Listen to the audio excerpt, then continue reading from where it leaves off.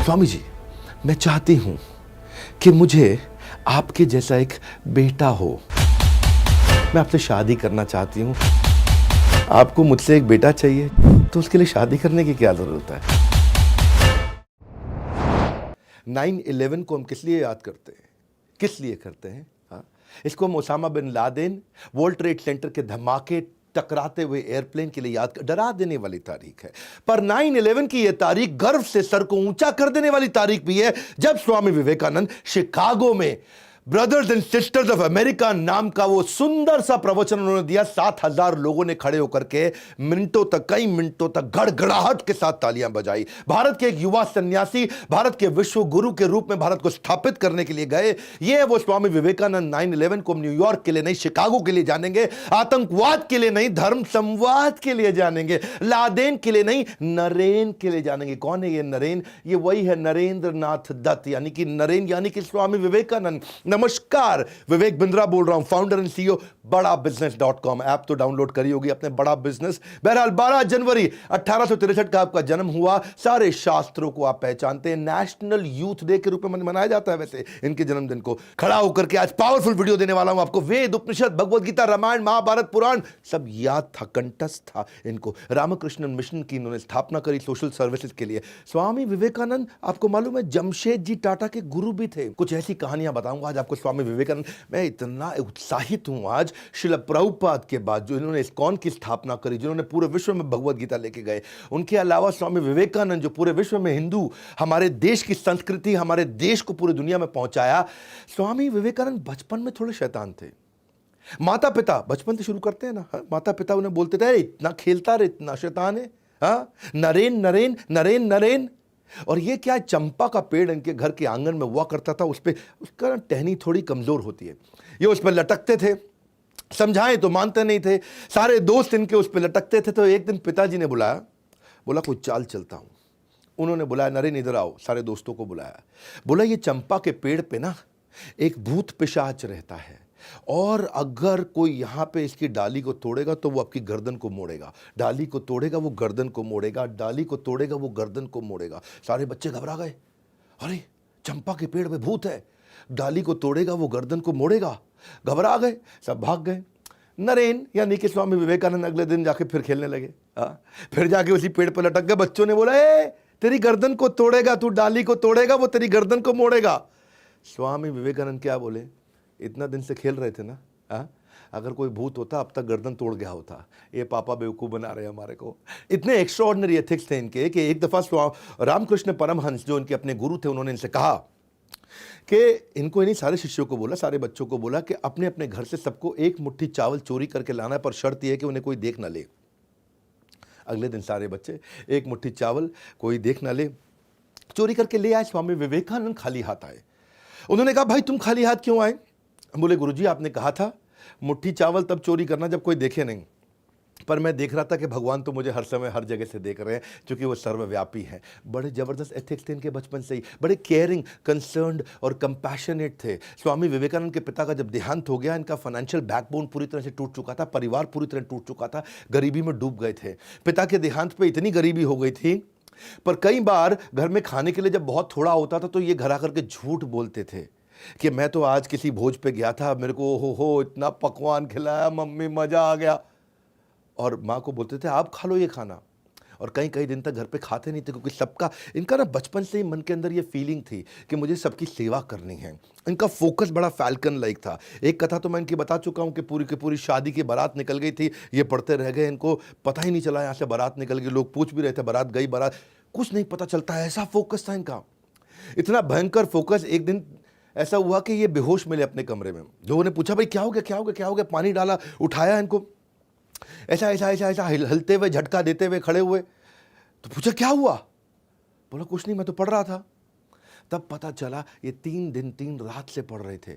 इन्होंने कुछ खाया नहीं, कमजोरी के कारण अचानक थोड़ा अनकॉन्शियस हो गए थे। हाँ, ये इनका नेचर, इनका प्रकृति इतना फोकस का था, इतना फोकस कि 3 दिन 3 रात बोले मुझे खाना याद ही नहीं आया। उनको किसी ने बताया कि आज क्या तारीख है, इनको पता चला तारीख 3 दिन आगे निकल चुकी, क्योंकि कई किताबें पढ़ते चले गए, पढ़ते चले गए, पढ़ते चले गए। उत्तिष्ठ जागृत प्राप्य वर्ण निबोधिता, उठो जागो तब तक लक्ष्य के पीछे भागो जब तक लक्ष्य प्राप्त ना हो जाए। Rise awake and stop not until your goal is achieved. ये स्वामी विवेकानंद का वो गोल्डन स्टेटमेंट है। दया जो है ना, इनका स्वाभाविक गुण था। इनकी माँ ने एक बार इनको कहा कि बेटा जरा चाकू पकड़ाना, मैं सब्जी काट रही हूं। तो चाकू पकड़ाते वक्त उन्होंने क्या किया, चाकू की धार की तरफ है वहां से खुद पकड़ लिया और हैंडल अपनी माँ को पकड़ाया। और तब माँ ने हैंडल पकड़ा और देखा कि धार को अपनी तरफ पकड़ा। इसी पे माँ ने सारे भाई बहन और सब बच्चों को बताया कि ये इसके अंदर करुणा की भावना है, जो दूसरों को कभी दुख ना पहुंचे, दर्द ना पहुंचे, बचपन से ऐसे थे। स्वामी विवेकानंद जब शिकागो गए आगे चल के बड़े होने पे, तो वहां एक लाइब्रेरी जाया करते थे। एक किस्सा सुनना बहुत मजा आएगा आपको। लाइब्रेरी जाते थे, सुबह किताब बोरो करते थे, शाम को वापस करते थे, सुबह किताब बोरो करते थे, शाम को वापस करते थे, सुबह किताब बोरो करते थे। लाइब्रेरियन परेशान, बोले तुम इंडियन पागल हो गया भैया, सुबह किताब बोरो किया, शाम को वापस किया। बोले जब पढ़ना नहीं तो मजा क्यों लेते हो, यहाँ टाइम क्यों वेस्ट करते हो। स्वामी जी बोले मैं सब पढ़ लेता हूँ, मैं इतनी मोटी किताब सुबह लेके जाता, शाम को पढ़ लेता है, शाम को वापस कर देता है। तो लाइब्रेरी ने बोला मैं तेरा टेस्ट लेती हूँ। उन्होंने उनका टेस्ट ले लिया। उन्होंने 1 महीने की 30 किताबें उठाई और बोला कि चलो मैं इसमें से कुछ पूछती हूँ। और जब पूछने लगी उनसे, तो स्वामी विवेकानंद ने न केवल ये उसका उत्तर दिया, बल्कि ये भी बता दिया कि आप 1415वें पेज से, आप 392वें पेज से, आप 221 पेज से ये प्रश्न पूछ रहे हैं और इसका उत्तर इस पैराग्राफ में लिखा। और पूरा का पूरा पैराग्राफ याद रहा। फोटोग्राफिक मेमोरी, स्वामी विवेकानंद अद्भुत थे। एक बार एक ब्रिटिशर ने स्वामी विवेकानंद से पूछा कि Swami ji why don't you wear proper clothes. अब वो भगवा वस्त्र में रहते हैं ना, धोती कुर्ते में, भगवा वस्त्र में। उन्होंने पूछा कि why don't you wear proper cloth like a gentleman. तो उन्होंने इसका अर्थ क्या हुआ, भाई तुम अच्छे कपड़े जेंटलमैन के लिए क्यों नहीं पहनते। तो स्वामी विवेकानंद मुस्कुरा के बोले कि आपके कल्चर के अंदर टेलर आपको, दर्जी आपको जेंटलमैन बनाता है, पर हमारे भारत में, हमारे कल्चर के अंदर हमारा कैरेक्टर हमारे को जेंटलमैन बनाता है। ये कैरेक्टर के बहुत पक्के थे। इनका एक तो इच्छा शक्ति और बुद्धि, ये 2 चीज़ बहुत ज़बरदस्त थी। ये वहाँ यूनिवर्सिटी में पढ़ा करते थे अमेरिका में।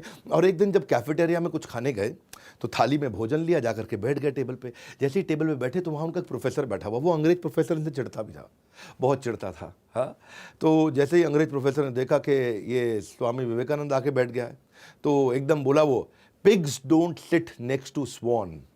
सुअर जो है हंस के पास नहीं बैठा करते हैं, ऐसा प्रोफेसर बोला उनको। स्वामी विवेकानंद मुस्कुराए, बोले सुअर हंस के पास नहीं बैठते। बोले नहीं बैठते। बोले ओके ठीक है, मैं उड़ जाता हूँ फिर। और उठ के प्लेट निकल पड़े। सारे बच्चे हंसने लग गए। वो सोच रहा था कि भाई इसको सुअर बोलूँ, ये कहते हैं मैं उड़ जाता हूँ। तो बेचारे प्रोफेसर की बेइज्जती हो गई। वो बोला मैं उड़ जाता हूँ, मतलब ये हंस तो सुअर। तो बेचारे जब सब हंसने लगे तो प्रोफेसर को बहुत बुरा लगा। उसने सोचा है मैं इसकी बेइज्जती करता हूँ, चिंता मत कर, तू क्लास में, तो क्लास में देखता हूँ। वो स्वामी विवेकानंद क्लास में आके बैठे तो प्रोफेसर ने कहा ए तुम खड़े हो जाओ। और स्वामी विवेकानंद को खड़ा कर दिया। खड़ा करके बोले अगर 2 थैले मिलेंगे बाजार में, एक में धन एक में बुद्धि, स्वामी विवेकानंद तुम क्या उठाओगे। तो स्वामी विवेकानंद मुस्कुराए, बोले मैं धन वाला थैला उठा लूंगा। बोले देखा, मुझको पहले ही पता था, है जी। तो बोला, प्रोफेसर बोला अचानक, बोला आप क्या करते। प्रोफेसर बोला मैं बुद्धि का थैला उठाता, बुद्धि जरूरी है। स्वामी विवेकानंद बोले ठीक बात है, जिसके पास जो नहीं है वो तो वही उठाएगा ना। हाँ, अब बच्चे बहुत जोर से हंसने लगे, है जी। उसने टीचर को फिर बेवकूफ़ बना दिया। लेकिन टीचर को जो है ना गुस्सा बड़ा, बोला इसको भी सिखाता हूँ मैं, अभी सिखाता हूँ। अगले दिन उसने टेस्ट ले लिया सबका, बोला सब टेस्ट दो। स्वामी विवेकानंद ने टेस्ट दिया, बहुत देर बैठ के बढ़िया टेस्ट दिया, इतनी शीट भर दी। तो जब प्रोफेसर के पास सारी शीट आई, प्रोफेसर साहब ने शीट पढ़ी नहीं और नीचे लास्ट में आखिरी शीट पर लिख के दे दिया इडियट। इडियट लिखा, वापस कर दिया, है जी।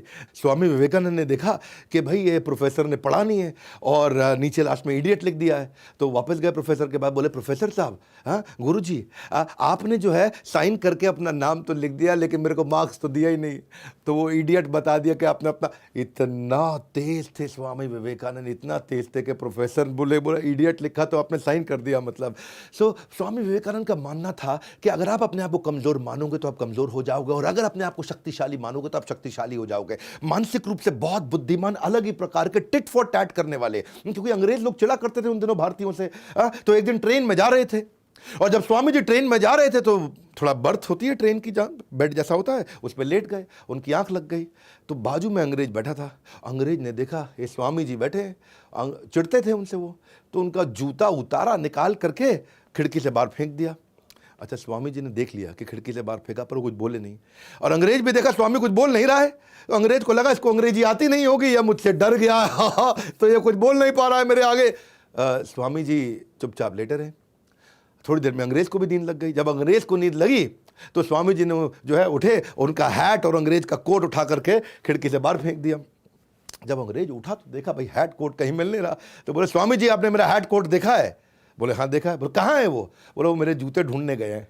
हाँ, मेरे जूते ढूंढने गए। इतना तेज टिट फॉर टैट करते थे। स्वामी जी के बारे में नेताजी सुभाष चंद्र बोलते थे कि ये फुल ब्लडेड मैस्कुलिन पर्सनालिटी है, फाइटर टू द कोर है। हाँ, फुल ब्लडेड का मतलब always enthusiastic, high on energy. ये कोई असाधारण वैसे स्वामी जी नहीं थे जो केवल हाथ ही जोड़ के ऐसे बैठे रहे। ये अलग प्रकार के स्वामी जी थे। इनका प्रेजेंस ऑफ माइंड बहुत तेज था। एक दिन जब ट्रेन में ट्रैवल कर रहे तो वहां कुछ लड़कियां आ गई सामने।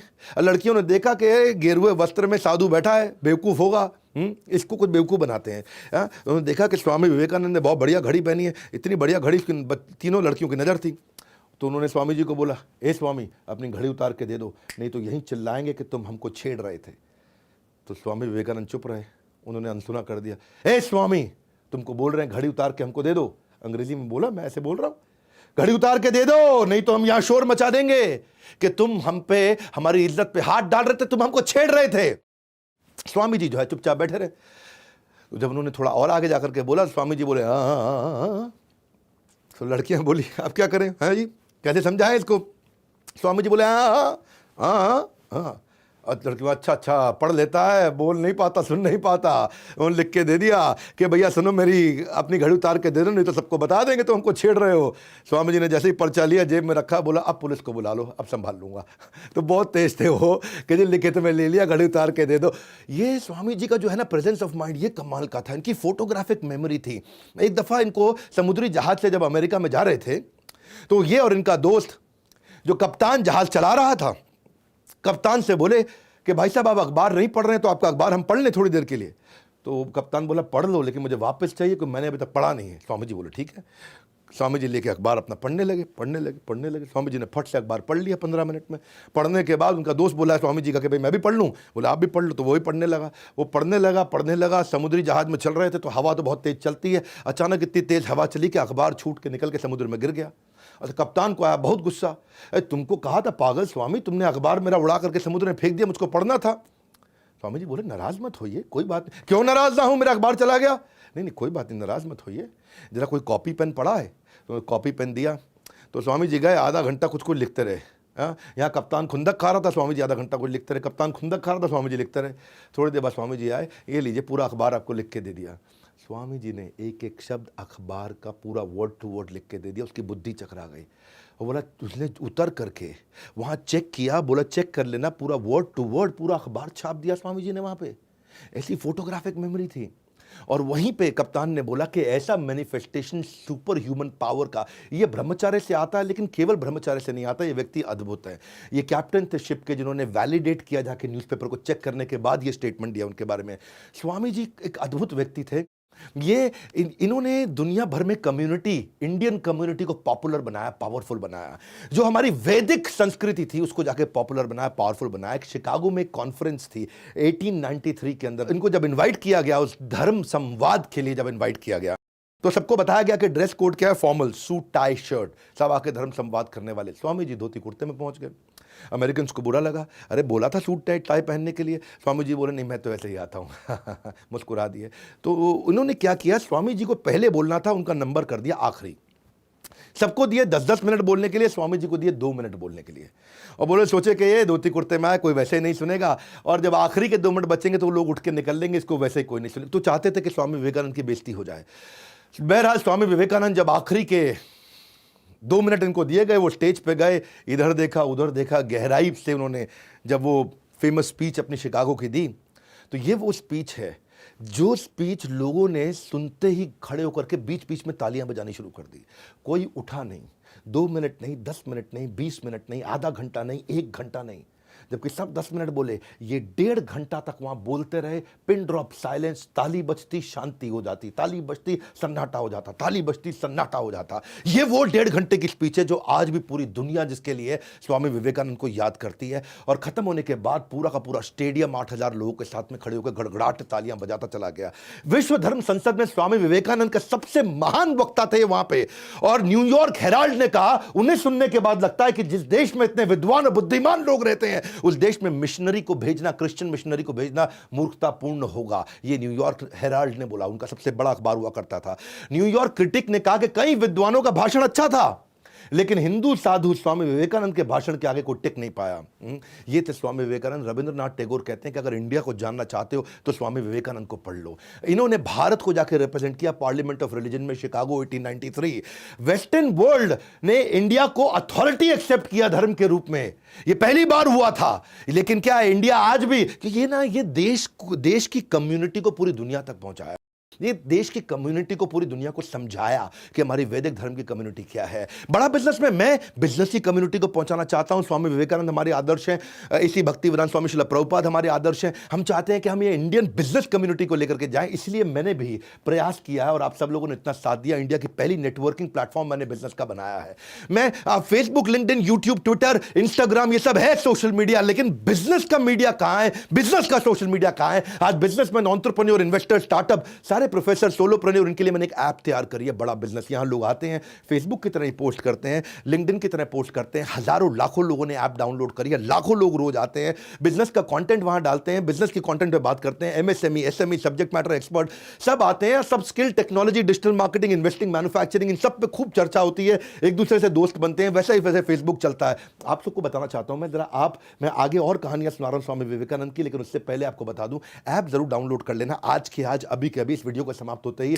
आपको इररिलेवेंट कंटेंट नहीं है वहां कोई भी, केवल बिजनेस पे कंटेंट है। मैंने 4 आर पे फोकस किया। रेलेवेंट कंटेंट, आपकी बन जाए रेपुटेशन, आपको मिल जाए रेवेन्यू, आपके बन जाए रिलेशंस, आपको मिल जाए रेफरल। बस यही है मेरा मुद्दा। ऐप डाउनलोड करके आप खुद ही फील करोगे, आपके हजारों लाखों फॉलोअर्स बनने लग जाएंगे अगर आप वहां कंटेंट डालोगे तो। बहरहाल, जैसे स्वामी जी ने प्रयास किया, एक इंडियन कम्युनिटी को एस्टैब्लिश दुनिया में जाकर के किया, इनके लेक्चर के बाद स्वामी जी के बहुत पॉपुलर हो गए। ये इतने पॉपुलर हुए कि इनको अलग अलग लोग अपने घर में बुलाने लगे, और लोगों ने अपने घर में बुलाया, सारे बड़े बड़े रईस लोगों ने बुलाया। एक बार एक ऐसे ही बहुत अमीर आदमी, जो अमेरिका के सबसे अमीर आदमी थे, अपने घर बुलाया। इनकी कथा हुई, चर्चा हुई, उन्होंने बोला कि आप यहाँ पे आराम करिए। बड़ा गद्देदार, मुलायम, बड़ा सुंदर कमरा और बेड, वो गद्देदार बेड। इस पर बोला कि आप यहाँ विश्राम कीजिए स्वामी जी। स्वामी जी गए, उन्होंने बेड देखा, जाके उस पर बैठे, लेकिन उनके मन में विचार आया कि मेरी माँ आज भी जमीन पे सो रही होगी भारत में, आज भी कम से कम 25 करोड़ भारतीय जमीन पे वहाँ सो रहे होंगे, बड़ी एक्सट्रीम कंडीशंस में, जिनके पास पंखा तक नहीं है, जिनके पास कोई सुविधा नहीं, जिनके पास बिजली नहीं है, और बहुत बुरी हालातों में बिना खाना खाए सोते हैं। तो मैं कैसे बिस्तरे पर सो जाऊँ? उस दिन वो बिस्तरे पर नहीं सोए, वो ज़मीन पर सोए, लेकिन वो उनका आखिरी दिन था। उसके बाद उन्होंने कभी किसी का इन्विटेशन एक्सेप्ट नहीं किया, अपने आश्रम में जाके सोया करते थे। इनफैक्ट एक बार प्राइम मिनिस्टर ब्रिटेन के, उन्होंने स्वामी जी को इन्वाइट किया और लंच पे उनको बिठाया, और लंच में स्वामी जी खुद भी बैठे उनके साथ में। अब ब्रिटेन का प्राइम मिनिस्टर छुरी कांटा लेकर के अपना बढ़िया से खाने लगा। भाई प्राइम मिनिस्टर है, और स्वामी जी बड़े बुद्धिमान थे, उनको बुलाया कि भाई चर्चा हो जाए उनसे। स्वामी जी अपना प्लेट लेकर के हाथ से खाने लगे।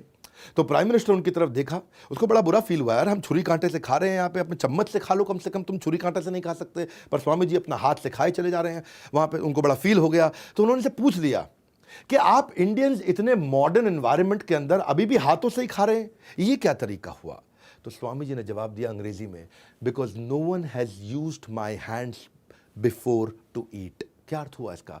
किसी ने मेरे खाने से पहले मेरे हाथों से खाना नहीं खाया है, लेकिन बहुत से लोगों ने मेरे इस खाना खाने से पहले इसी छुरी कांटे से खाना खाया है। यानी कि ये छुरी कांटे सब झूठे हो चुके हैं। मेरा हाथ आज तक मेरे ही मुंह में जाता है, ये दुनिया के मुंह में नहीं जाता है। स्वामी विवेकानंद का ये उत्तर सुन के ब्रिटेन के प्राइम मिनिस्टर बहुत हैरान हो गए। हाँ, भारत हमारा अभी परतंत्र था, स्वतंत्र नहीं था, लेकिन इतने बुद्धिमान लोगों को देख करके दुनिया, नेताजी सुभाष चंद्र बोलते थे कि इतने प्रोफाउंड, इतने कॉम्प्लेक्स थे कि if he had been alive, I would have been sitting on his feet। हिंदी में कहूं तो स्वामी जी इतने महान गहन थे कि अगर वो जिंदा होते तो मैं उनके चरणों में रहता। ये नेताजी सुभाष चंद्र बोस कहा करते थे। ये थे स्वामी विवेकानंद, महिलाओं को इतना रिस्पेक्ट किया करते थे। लेकिन एक दफ़ा थोड़ी महिलाओं की कहानी सुनाता हूं आपको। स्वामी विवेकानंद एक दफ़ा एक यूनिवर्सिटी में लेक्चर देने गए, तो वहाँ एक बहुत सुंदर लड़की थोड़ा दूर से, ये 3-4 लोगों से बात कर रहे थे, थोड़ा दूर से इनको देख रही थी। अच्छा, स्वामी जी पहचान गए थे कि देख रही है मुझको, लेकिन ध्यान नहीं दिए। वो खड़े होकर देखते रही स्वामी जी को, और ये 3-4 लड़कों के साथ अपना बात कर रहे थे। बहुत देर तक स्वामी जी ने देखा कि वो देख रही है। जैसे ही ये लड़के गए तो स्वामी जी उनकी तरफ मुड़े और प्रणाम किया। तो वो लड़की उनके पास आई और बोली, स्वामी जी। बोला, जी। स्वामी जी, मैं चाहती हूँ कि मुझे आपके जैसा एक बेटा हो, मैं आपके जैसा एक बेटा चाहती हूँ। तो क्या आप मुझे एक बेटा दे सकते हैं? मैं आपसे शादी करना चाहती हूँ, आप शादी करके मुझे अपने जैसा एक बेटा दे दीजिए। तो स्वामी जी मुस्कुराए, मुस्कुरा के बोले, आपको मुझसे एक बेटा चाहिए जो कि मेरे जैसा हो, तो उसके लिए शादी करने की क्या ज़रूरत है? तो स्वामी जी तो लड़की, ओह! बिना शादी के आप बेटा दे दोगे मुझको? Good idea. हाँ, तो लड़की को लगा कि लगता है स्वामी जी तैयार हो गए हैं, अब मुझे बढ़िया बढ़िया। तो उसके मन में कुछ हार्ट ऐसा चलने लगे, ऐसा मतलब वो सोच ही रही थी। तो स्वामी जी फिर मुस्कुराए, बोले, हाँ मैं ठीक कह रहा हूँ, बिना शादी के आपको मेरे जैसा बेटा मिल सकता है। देखो, शादी करके मैं कोई गारंटी नहीं दे पाऊंगा कि हमारे संबंधों से जो संतान की उत्पत्ति होगी वो बिल्कुल मेरे जैसा होगा, ये मैं गारंटी नहीं दे सकता। लेकिन मेरे पास दूसरा उपाय है। वो बोली, क्या? वो उपाय ये है कि अगर आपको बिल्कुल मेरे जैसा बेटा चाहिए तो मुझे ही अपना बेटा बना लीजिए, मैं आपको अपनी माँ स्वीकार कर लेता हूँ, एक और बच्चा करने की क्या आवश्यकता है? वो लड़की बहुत हैरान हो गई और उस दिन से स्वामी जी ने उनको अपनी माँ के रूप में देखा, स्वीकार किया, और वही औरत चल के आगे स्वामी जी की सबसे बड़ी शिष्याओं में से एक शिष्या बनी। ये थे स्वामी जी जिनकी इंद्रियां हमेशा नियंत्रण में रहती थी। वो क्या कहते थे? हमेशा कहते थे कि if you can stretch a helping hand, do so, and if you can not then fold your hand. इसका अर्थ क्या हुआ? यदि आप किसी की मदद करने के लिए हाथ बढ़ा सकते हैं तो बढ़ाइए, और अगर मदद के लिए हाथ नहीं बढ़ा सकते तो कम से कम हाथ जोड़ तो लीजिए। या तो हाथ बढ़ा के मदद करिए या हाथ को जोड़ लीजिए। स्वामी विवेकानंद ऐसे ही महिलाओं का इतना सम्मान करते थे कि मेवाड़ के एक राजा ने एक बार उनको अपने यहाँ पे एक किसी बड़े इवेंट में बुलाया, और मेवाड़ के राजा थे, राजसी वहाँ पे व्यवहार था, तो वो सब बैठे थे और वहाँ पे कुछ महिलाओं का मतलब नृत्य गान सब चल रहा। तो कुछ महिलाएं अच्छा बढ़िया से डांस कर रही थी, अपना राजस्थानी स्टाइल में डांस कर रही थी। स्वामी विवेकानंद उठ के बाहर निकल गए। लोगों ने पूछा, ऐसा क्यों? बोला, it is indecent to see a women dancing for my own fun. हाँ, अपने मज़े के लिए महिला को नाचते हुए देखूँ, ये तो मेरा संस्कार नहीं है। सो इनका जो कैरेक्टर था वो बहुत पावरफुल था। एक बार स्वामी जी के ना आश्रम में उन्होंने नियम बना रखा था कि कोई औरत नहीं आ सकती है, और ये आई थिंक इट वॉज 1902 जून का महीना। ये बहुत बीमार थे, बहुत बहुत बहुत बहुत बीमार थे, बहुत सारी बीमारियां लग गई थी। तो इनकी माँ इनकी देखभाल करने के लिए आई, और स्वामी जी ने देखा जब मेरी माँ मॉनेस्ट्री के अंदर आ गई, यानी कि उस आश्रम के अंदर जहाँ सन्यासी ब्रह्मचारी रहते हैं वहाँ अंदर आ गई है, तो उनको बहुत गुस्सा आया। उन्होंने सारे शिष्यों को बुलाया, बोला मेरी माँ को ले जाओ यहाँ से। तो उन्होंने बोला, नहीं, आपका ध्यान रखने के लिए आए, आप इतने बीमार हैं। बोला, रूल इज़ रूल, सबके लिए बराबर रूल है। हाँ, ये मेरी माँ भी अंदर नहीं आ सकती है। तो उनकी माँ भी ब्रह्मचारी आश्रम तक चली गई, और 39 साल की उम्र में उसी साल अगले महीने उनका देहांत हो गया, इतनी सारी बीमारियों के कारण। उस समय उन्हें 39 बीमारियाँ थी, कैंसर भी था, क्षमा चाहता हूँ 31 बीमारियाँ, 39 साल की उम्र, migraine, tonsils, asthma, persistent fever, liver खराब हो गया, किडनी खत्म हो गया, इंडाइजेशन। ये 1 घंटे से ज़्यादा सोते नहीं थे कभी। इनको गैस्ट्रोनॉमिक्स, ब्लोटिंग, इनको सर्वाइकल की समस्या, बैक में पेन, इतनी सारी बीमारियां इकट्ठे हो गई इनको। 31 बीमारियों के साथ, हार्ट प्रॉब्लम के साथ, कार्डियक अरेस्ट के कारण इन्होंने देहांत हो गया इनका। वो कहते हैं कि हमेशा ये बोल के गए हैं स्वामी विवेकानंद, एक चीज़ जो मुझे अच्छी लगी, don't forget who is helping you. कभी भूलना मत जिसने तुम्हारी मदद करी है। हाँ, कभी उसके साथ द्वेष मत करना जिसने तुमसे प्रेम किया है, और कभी उसको लूट मत लेना जिसने तुम पे विश्वास किया। Don't forget who is helping you, don't hate who is loving you, don't cheat who is believing you. ये थे स्वामी विवेकानंद। मैं हमेशा ऐसी भक्ति विरान स्वामी शिला प्रभुपाद का वीडियो बनाया, आपने नहीं देखा तो शिला प्रभुपाद का वीडियो जरूर जाकर के देखिएगा। लेकिन इसके बाद मैं स्वामी विवेकानंद का वीडियो बनाना चाहता था। इतनी रिक्वेस्ट आप लोगों ने कमेंट बॉक्स में करी, अगला वीडियो किसका देखना चाहते हैं बताइएगा। पर एक बहुत बड़ी अनाउंसमेंट दे रहा हूं, 2.5 साल के बाद, अरे बहुत एक्साइटेड हूं, 2.5 साल के बाद त्यागराज स्टेडियम में पूरे स्टेडियम के साथ खचाखच पावरफुल इवेंट करने वाला हूं। मेरे साथ सारे अरबपति प्रोफेसर और मैं खुद आकर के आपको बिजनेस ट्रेनिंग देने वाला हूं। अगर आप मेरे कोर्स को खरीद चुके हैं तो अपनी सीट ब्लॉक करा लीजिए। अगर आपने कोर्स नहीं खरीदा है तो फटाफट ले लीजिए। Powerful, impactful, high motivation business coaching program, सारे बिलियनियर प्रोफेसर, और स्टेडियम चाहे कितना भी बड़ा हो, हमारे लिए सीटें हमेशा कम पड़ जाती हैं। 3, 4, 5 जून सुबह से रात तक आप मेरे साथ रहने वाले हैं। बहुत बड़ा सेलिब्रेशन होगा, इतना सॉलिड ट्रेनिंग प्रोग्राम। मैं आपको साफ बात बताऊं, कितना भी बड़ा स्टेडियम क्यों ना ले लें, सीटें हमेशा कम पड़ती हैं, लोगों को वापस लौटना पड़ता है। अच्छा, इसमें कुछ स्पेशल सीट भी हैं। बिजनेस लाउंज सीट, उसका पता कर लीजिएगा, ये फर्स्ट रो होती है। फिर रॉयल डायमंड सीट, ये आगे की कुछ रो होती हैं। और फिर डायमंड कैटेगरी सीट, ये सारी की सारी प्रीमियम सीट्स होती हैं। ये केवल लिमिटेड है, चुनिंदा कस्टमरों के लिए, बाकी स्टेडियम में सब लोग बैठ ही सकते हैं। ये सीट्स लिमिटेड है। अगर आप बिजनेस लाउंज लेना चाहते हैं तो बिलियनियर प्रोफेसर्स के साथ उठ सकते हैं, बैठ सकते हैं, हमारे साथ उठ सकते हैं, बैठ सकते हैं, और बाकी की भी सीट्स में आप हमारे साथ आके सेल्फी लेना चाहते हैं, आप सीधा मुझसे इंटरैक्ट कर सकते हैं आकर के। तो अगर आप मेरे साथ टाइम स्पेंड करना चाहते हैं, आकर के सीखना चाहते हैं, बोर्ड लाइन नंबर पे फ़ोन कर लीजिए, पता लगा लीजिए, ये मौका आपको बार-बार नहीं मिलेगा। स्वामी विवेकानंद के बाद अब और किसका वीडियो देखना चाहेंगे? मैं आपको बहुत सारे वीडियोज़ वापस देना चाहता हूँ, फिर वापस आके खड़ा हो गया हूँ और इस बार पूरे फ़ोर्स के साथ फिर बहुत सारे वीडियोज़ लेके आने वाला हूँ। जैसे मैंने पिछले साल बहुत सारे वीडियोज़ लेके आया था, इस बार बहुत सारी personality based case studies. Comment box में जानना चाहता हूँ आप किसका वीडियो देखेंगे, और स्वामी विवेकानंद को प्रणाम करने के लिए नीचे कमेंट बॉक्स में उनका आशीर्वाद लेने के लिए, मुझको भी आशीर्वाद देने के लिए कि उनका आशीर्वाद मिले, हमारे साथ जुड़े रहने के लिए, वीडियो को सही लोगों तक पहुंचाने के लिए आप सबका हृदय की गहराई से प्रेम पूर्वक बहुत बहुत धन्यवाद।